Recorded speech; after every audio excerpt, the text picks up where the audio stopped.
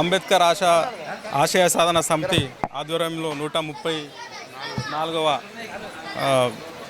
జయంతి సందర్భంగా మా ఎన్గొండ గ్రామంలో రక్తదాన శిబిరం మరియు మెడికల్ క్యాంప్ను ఎస్విఎస్ వారి ఆధ్వర్యంలో నిర్వహించినందుకు చాలా ఆనందంగా ఉంది.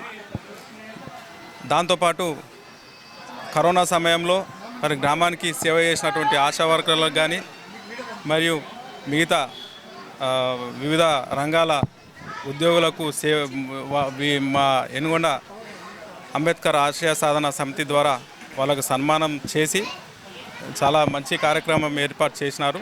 దీనికి మేము చాలా గర్విస్తున్నాం.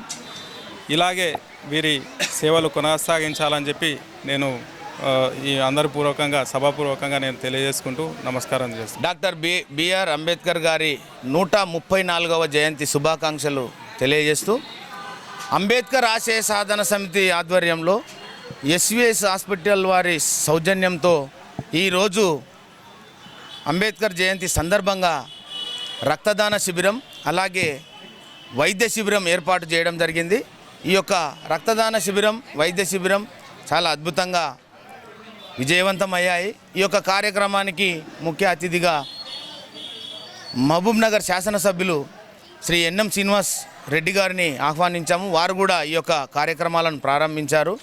వారు కూడా చాలా సంతోషం వ్యక్తం చేశారు. ఇలాంటి సేవాభావం ఉన్నటువంటి కార్యక్రమాలు ఇంకెన్నో చేయాలని వారు కూడా సూచించారు. ఈరోజు ప్రత్యేకం ఏంటంటే ప్రతి అంబేద్కర్ జయంతి రోజు ఒక వినూత్నమైన కార్యక్రమం చేయడము ఈ అంబేద్కర్ ఆశయ సాధన సమితి లక్ష్యం. కింది స్థాయి నుంచి పనిచేస్తున్నటువంటి ఆశా వర్కర్లు కానీ అంగన్వాడీ టీచర్లు కానీ ఈ యొక్క పిఎస్సిలో పనిచేసే నర్సులు కానీ పారిశుద్ధ్య కార్మికులు కానీ వాటర్ మ్యాన్లు కానీ వీళ్ళంతా ప్రజలకు నిరంతరం కళ్ళ ముందు ఉండి పనిచేసేటటువంటి సేవాభావం ఉన్నటువంటి వ్యక్తులు.